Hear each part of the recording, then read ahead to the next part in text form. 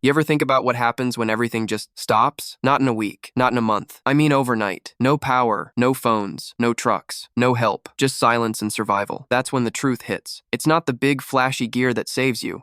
It's the cheap, ignored stuff you forgot to stock, the products no one's guarding, the ones collecting dust on hardware store shelves right now, the kind you could grab for $5 today, but would trade your last meal for when collapse hits tomorrow. In this video, I'm showing you 7 of those exact items, cheap, functional, game-changing when systems fail. And just so we're clear, this channel doesn't push fear.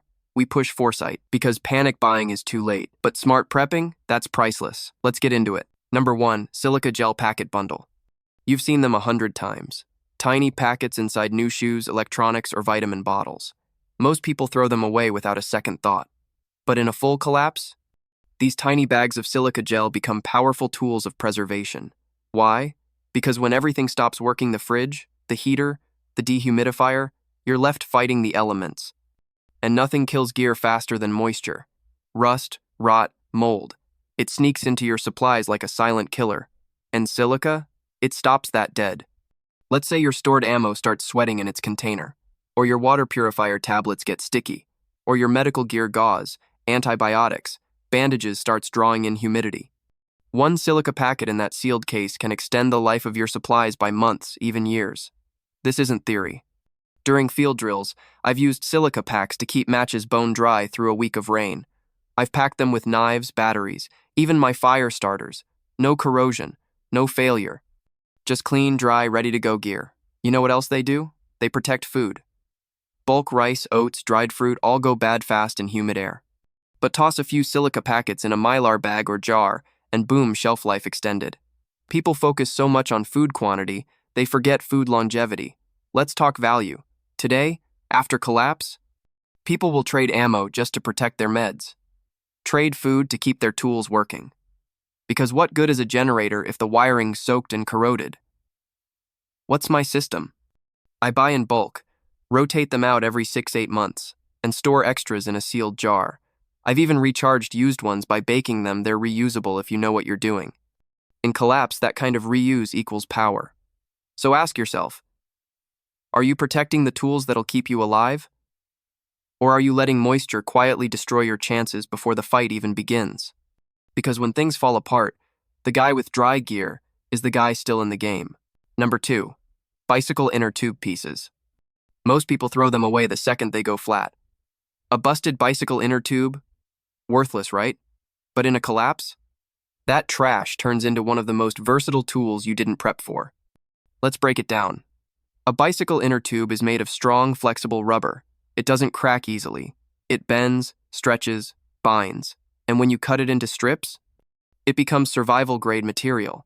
Need emergency cordage, tie-downs, field repairs? These rubber strips grip harder than paracord and don't slip in the rain. They hold tarps, seal containers, lash tools to your pack, even serve as makeshift gaskets or tension bands. But that's just the start. In real-world field drills, I've used inner tube strips to fix broken backpack straps on the fly.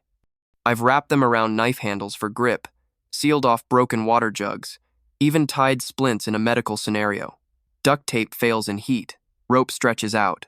But rubber from an inner tube? It adapts, it grips, it lasts. And here's something you probably haven't thought about. They're fire starters. Cut a strip, light one end, and you've got a slow, hot burn even in wet weather. Not great for stealth, but if your kindling's wet and your matches are limited, that burning rubber might be the only thing between you and a cold, sleepless night. What's the cost? Right now, you can get used or blown tubes from any bike shop for free. They throw them out daily. Cut them into strips, coil them, vacuum seal them. Now you've got a bundle of collapse-grade rubber that weighs nothing but works like gold. Let's talk barter. When gear starts breaking and no one has working tools, the guy with binding straps, weather-resistant grip, and field-ready rubber, he trades for food, meds, even protection. My take? I've got a box of pre-cut rubber strips sorted by size, some wide for repairs, some narrow for lashings. And I carry at least 3 strips in my main pack rolled tight, ready to go. Because in the field, when gear starts failing, the one who can fix it fast, he's the one who keeps moving. So ask yourself, are you stocked with the tools to repair, adapt, and survive? Or are you depending on tape that'll peel off the second the rain hits? Because when collapse hits, rubber becomes resilience, and resilience becomes survival. Number 3, binder clips. You've seen them 1,000 times. Office drawers, school desks, tiny black binder clips used to hold papers together. Most people think they belong in a filing cabinet. But in a collapse, those same little clips become field tools, survival clamps, and tactical lifesavers. Let's break it down. A binder clip isn't just a paper clamp. It's a metal spring clamp with serious grip strength and multi-use potential. You've got a fire-resistant, rust-resistant, pressure-tested survival tool that costs less than 20 cents a piece. So how does it help when the world goes dark? Let's start with gear repair. Tent flap won't stay shut? Clip it. Tarp keeps sliding off your firewood? Binder clip. Ziploc bag won't seal, right? Clip it tight and keep moisture out. When wind, rain, and broken gear are your enemies, these little clips act as fast, silent, no-knot solutions. I've used them in field tests to hold up emergency blackout curtains, hang drying socks by the fire, even clamp down reflective blankets over broken windows for heat retention. Now here's where it gets clever. With a little string or wire, binder clips become trap triggers or perimeter alarms. You can set up a line around camp and clip a small metal object to the jaws. When tripped, the clip releases and clangs against a tin can or cookware. Silent defense becomes audible alert. Minimal movement. Maximum awareness. Need to sort gear in your pack or hang tools in a makeshift shelter? Clip your gloves to your belt. Hang utensils. Secure notes, maps, even ammo packaging. What about barter? In collapse, people don't trade for flashy gear. They trade for things that solve real-world friction. When your shelter flaps won't stay shut and your food bag keeps spilling, one binder clip becomes worth more than a luxury pen. My setup? I keep 3 0+ clips in various sizes, mini to large, stored in a waterproof pouch. And I stash a few inside my jacket because they're featherweight, non-reflective, and work silently in the field. So ask yourself, have you packed the gear to stay organized, secure, and in control? Or are you fumbling with broken zippers, flying tarps, and noisy improvisation? Because when collapse turns comfort into chaos, it's the guy with the small solutions that makes the biggest impact. And binder clips? They may be tiny, but in survival, they punch way above their weight. Number 4, reflective emergency blankets. You've seen them folded in cheap first aid kits. That crinkly silver sheet nobody pays attention to. Most people think it's just a gimmick, a one-time use item. But when collapse hits, that thin sheet of Mylar becomes one of the most powerful survival tools you'll ever carry. Let's get one thing straight. Reflective emergency blankets aren't just for warmth. Yes, they trap body heat. Yes, they prevent hypothermia, but that's just 1% of what they're good for. In a grid-down world where shelter fails, insulation is gone, and nights get brutal, these cheap featherlight sheets become tactical gold. Let's talk versatility. You can use a Mylar blanket as a ground tarp to block moisture. You can hang it behind your fire to reflect heat back toward you. In cold wind, it becomes an instant windbreaker wall. And when you're caught in a storm without shelter, it becomes an emergency poncho, tent, or rain fly, all for under $3. That's not all. In broad daylight, a reflective blanket becomes a signal device. Use it to flash light toward search crews, aircraft, or distant roads. The metallic surface reflects sunlight up to miles away. Need to collect water? Set it up as a condensation trap, or shape it into a makeshift funnel for rainwater harvesting. That's survival hydration, for pennies. And here's something you might not know. In total blackout situations, you can use Mylar to line your windows and reflect lantern or candlelight back inside. It amplifies indoor light and conserves heat without alerting people outside. That's silent stealth advantage. Now let's talk trade. In collapse, people freeze fast. You show up with sealed Mylar blankets when the temperature drops and the power's gone? You're not offering comfort. You're offering life. Barter value skyrockets. One blanket might be worth hot food, medical supplies, or labor assistance just because someone couldn't sleep through the cold. My setup? I carry 3 in my go bag, vacuum sealed flat. One's for shelter, one's for heat, and one is strictly for trade.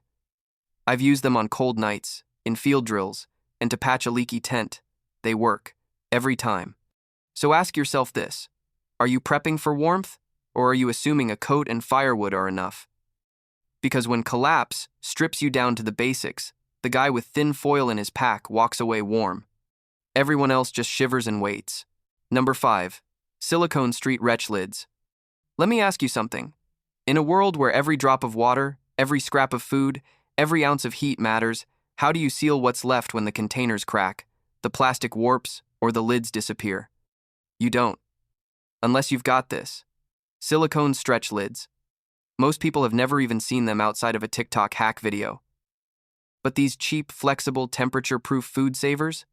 They turn a bowl, can, jar, or pot into a sealed, secure, collapsible storage unit. And in collapse, that ability isn't just helpful, it's tactical survival. Let's break this down. You're rationing beans in a stainless steel bowl, but the lid cracked. You just cooked rice, but have no fridge. You want to protect that one glass of boiled water from flies, ash, and dust. That's where a silicone lid becomes your silent MVP. They stretch. They cling. They seal tight. And they do it across multiple sizes, shapes, and materials. Plastic, glass, metal, ceramic, even oddly cut survival tins. What's the result? Less waste, less exposure, less scent drifting into the air, which, in survival, is a real threat. I've used them in the field to seal unfinished stew in a cook pot, to keep dust out of filtered water, to temporarily patch cracked mason jars.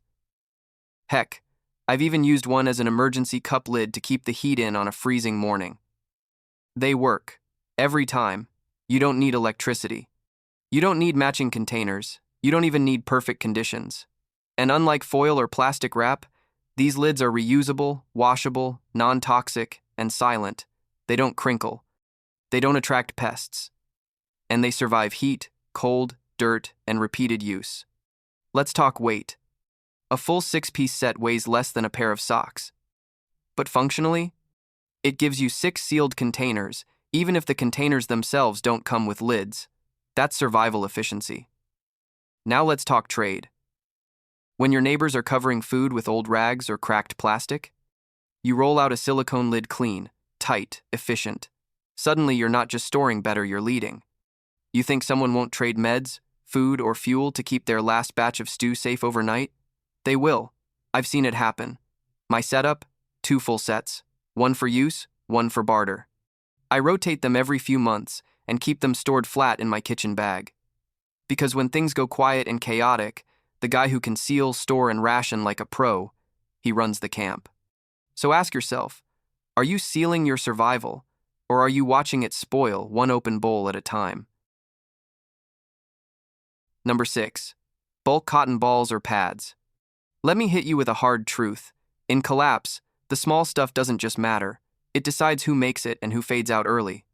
And nothing's smaller, cheaper, or more underrated than this. Cotton balls. Or, if you prefer, cotton rounds or pads. You'll find them in any drugstore, dollar bin, or makeup aisle. Most people think they're only good for removing nail polish or cleaning wounds. But when everything stops working, these little puffs of fiber become multi-role survival assets. Let's talk fire. A cotton ball by itself catches flame instantly, but soak it in petroleum jelly or beeswax. You've got one of the most reliable fire starters on Earth. Cheap, silent, long-burning, and rain-resistant. I keep dozens of them pre-soaked in tiny Ziplocs inside my fire kits. In field tests, they've ignited with a single spark from a ferro rod even after being dropped in water. 3 cotton fire starters and a flint kit can keep you warm for days. No lighter fluid, no matches, no excuses. Now let's switch gears. First aid. Collapse means no hospitals, no restocking gauze, no easy bandage swaps. Cotton pads become your backup plan. They absorb blood, clean wounds, act as pressure plugs in nosebleeds or deep lacerations. In a sterile pack, they're as good as gold. Need to handle sensitive sanitation tasks in the field? Cotton's soft, non-abrasive texture works wonders on cuts, sore skin, or even basic hygiene needs when toilet paper runs out. You think someone won't trade for comfort in crisis? You haven't seen desperation. What about water filtration? No. Cotton doesn't purify water, but it's great at pre-filtering. Strain out leaves, bugs, debris, and large particles before using your main filter. That extends the life of your purifier and keeps it from clogging. In survival, that's operational efficiency. Weight? Almost nothing. A jumbo bag of 300+ balls weighs less than your phone. And you can vacuum seal them flat, ultra packable. Barter value? Insane. Because no one preps for comfort.